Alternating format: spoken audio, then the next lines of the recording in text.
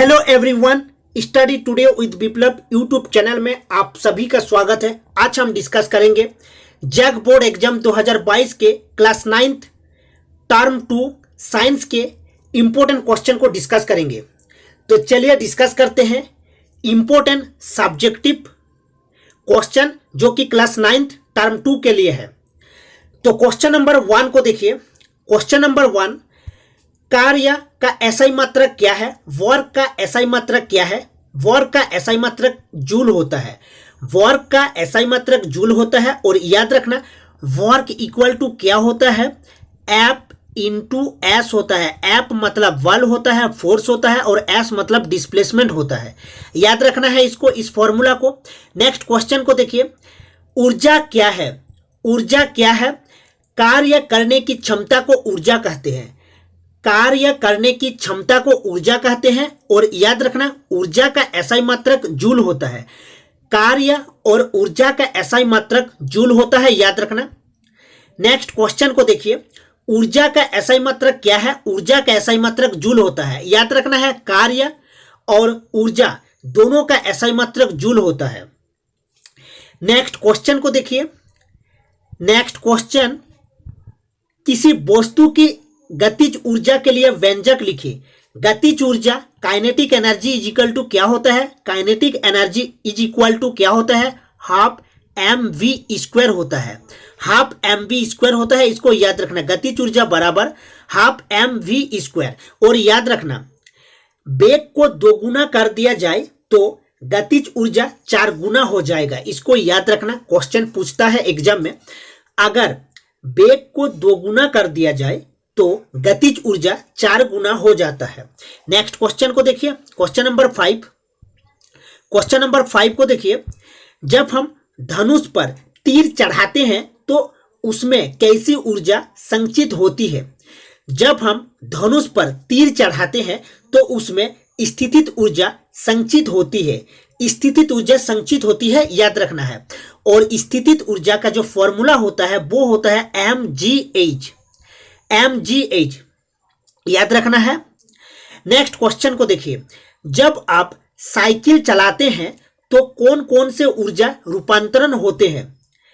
जब हम साइकिल चलाते हैं तो स्थितिज ऊर्जा से मांसपेशीय ऊर्जा तथा मांसपेशीय ऊर्जा से यांत्रिक ऊर्जा में रूपांतरित होता है। याद रखना, जब हम साइकिल चलाते हैं तो स्थितिज ऊर्जा से मांसपेशीय ऊर्जा में रूपांतरण होता है। मतलब स्थितिज ऊर्जा मांसपेशीय ऊर्जा में रूपांतरित हो जाता है, फिर मांसपेशीय ऊर्जा यांत्रिक ऊर्जा में रूपांतरित हो जाता है। नेक्स्ट क्वेश्चन को देखिए। नेक्स्ट क्वेश्चन, जब हम सीढ़ियां चढ़ते हैं तो कौन सी ऊर्जा का प्रयोग करते हैं? मांसपेशियों की ऊर्जा। जब हम सीढ़ियां चढ़ते हैं तो मांसपेशियों की ऊर्जा का प्रयोग करते हैं, याद रखना है। नेक्स्ट क्वेश्चन, शक्ति क्या है? शक्ति क्या है? याद रखना, शक्ति बराबर क्या होता है? कार्य बटे समय होता है। शक्ति बराबर होता है, याद रखना, कार्य बटे समय होता है। मतलब W बटे T, वर्क अपन T होता है, इसको याद रखना। शक्ति क्या है? और शक्ति का एसआई मात्रक वाट होता है। शक्ति का एसआई मात्रक वाट होता है, याद रखना इसको। और शक्ति बराबर क्या होता है? वर्क अपन टाइम होता है। मतलब कार्य करने की दर को शक्ति कहते हैं। यहां पर लिखा हुआ है कार्य करने की दर या ऊर्जा रूपांतरण की दर को शक्ति कहते हैं, याद रखना। और इसको भी याद रखना, 1 घंटा वाट बराबर 3600 जूल होता है। 1 घंटा वाट बराबर मतलब 1 आवर वाट बराबर 3600 जूल होता है, इसको याद रखना। नेक्स्ट क्वेश्चन को देखिए। 1 वाट शक्ति को परिभाषित करें। शक्ति क्या होता है? कार्य करने की दर को शक्ति कहते हैं। 1 वाट वह शक्ति है जो 1 सेकंड में 1 जूल कार्य करता है। 1 वाट वह शक्ति है जो 1 सेकंड में 1 जूल कार्य करता है। 1 वाट बराबर 1 जूल पर सेकंड। 1 वाट बराबर 1 जूल पर सेकंड, याद रखना है। नेक्स्ट क्वेश्चन को देखिए। औसत शक्ति को परिभाषित करें। औसत शक्ति कुल उपयोग की गई ऊर्जा तथा कुल समय के अनुपात को औसत शक्ति कहते हैं। औसत, एवरेज, एवरेज जो पावर होता है, कुल उपयोग की गई ऊर्जा तथा कुल समय के अनुपात को, कुल उपयोग की गई ऊर्जा मतलब टोटल ऊर्जा को अगर आप डिवाइड कर दोगे टोटल टाइम से तो वह एवरेज पावर निकल जाएगा। नेक्स्ट क्वेश्चन को देखिए, 11 क्वेश्चन को देखिए, शक्ति का एसआई मात्रक क्या है? शक्ति का एसआई मात्रक वाट होता है, याद रखना। शक्ति, कार्य करने की दर को शक्ति कहते हैं और शक्ति बराबर क्या होता है? वर्क अपन टाइम होता है, वर्क अपन टाइम होता है शक्ति बराबर, याद रखना है इसको। नेक्स्ट क्वेश्चन को देखिए, एक अशक्ति HP में कितने वाट होते हैं? एक अशक्ति HP में कितने वाट होते हैं? 746 वाट होता है, याद रखना 746 वाट होता है एक अशक्ति में। और इसको भी नोट कर लीजिएगा, 1 watt hour, 1 watt hour, 1 watt hour जो होता है मतलब 1 घंटा वाट, जो 1 घंटा वाट होता है 1 आवर वाट बराबर होता है 3600 जूल। इसको नोट कर लीजिएगा, 3600 जूल। नेक्स्ट क्वेश्चन को देखिए, नेक्स्ट क्वेश्चन, ध्वनि तरंगों को यांत्रिक तरंगे क्यों कहते हैं? ध्वनि तरंगे को यांत्रिक तरंगे क्यों कहते हैं?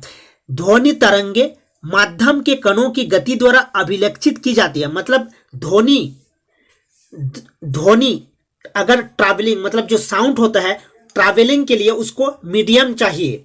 ध्वनि को, साउंड को ट्रैवलिंग करने के लिए उसको साउंड मीडियम की आवश्यकता होती है, याद रखना। तो ध्वनि तरंगे माध्यम के कणों की गति द्वारा अभिलक्षित की जाती है, अतः यांत्रिक तरंगे कहलाती है, याद रखना।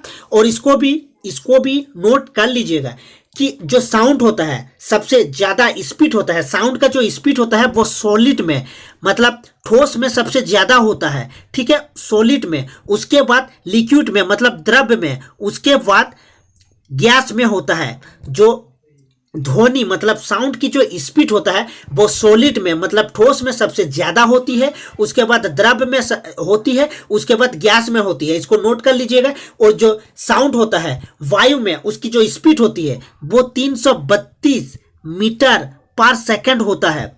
ध्वनि जो साउंड होता है स्पीड वायु में कितनी होती है? 332 मीटर पर सेकंड होता है, इसको नोट कर लीजिएगा। नेक्स्ट क्वेश्चन को देखिए, तरंग का कौन सा गुण निम्नलिखित को निर्धारित करता है? प्रबलता और तारकता। तो देखिए प्रबलता क्या होता है? प्रबलता, ध्वनि प्रबलता अथवा मृदुता मूलतः इसके आयाम से ज्ञात की जाती है। तरंग की प्रबलता अधिक ऊर्जा से समृद्ध रखती है, तरंग की प्रबलता अधिक ऊर्जा से संबंध रखती है, ठीक है, मतलब रहती है। अधिक ऊर्जा से उत्पादित ध्वनि तरंग प्रबल होती है और दूर तक जाती है। और नेक्स्ट देखिए तारतम्य, ध्वनि की आवृत्ति जितनी अधिक होती है मतलब फ्रीक्वेंसी का जो एसआई मात्रक होता है वो हर्ट्ज होता है, याद रखना है। तो ध्वनि की आवृत्ति जितनी अधिक होती है उसका तारतम्य उतना ही अधिक होता है। नेक्स्ट क्वेश्चन को देखिए, कंसर्ट हॉल की छतें वृत्ताकार क्यों होती है मतलब सर्कुलर क्यों होती है? कंसर्ट हॉल की छतें, तो कंसर्ट हॉल की छतें वृत्ताकार इसलिए बनाई जाती है जिससे कि परावर्तन के पश्चात ध्वनि हॉल के सभी भागों में पहुंच जाए। कंसर्ट हॉल की छतें वृत्ताकार इसलिए बनाई जाती है जिससे कि परावर्तन के पश्चात ध्वनि मतलब साउंड हॉल के सभी भागों में पहुंच जाए। नेक्स्ट क्वेश्चन को देखिए, क्वेश्चन नंबर 16, ध्वनि तरंगों की प्रकृति अनुदैर्ध्य क्यों है? जब ध्वनि तरंगे मतलब ध्वनि को ट्रैवलिंग के लिए मीडियम की आवश्यकता होती है, याद रखना है।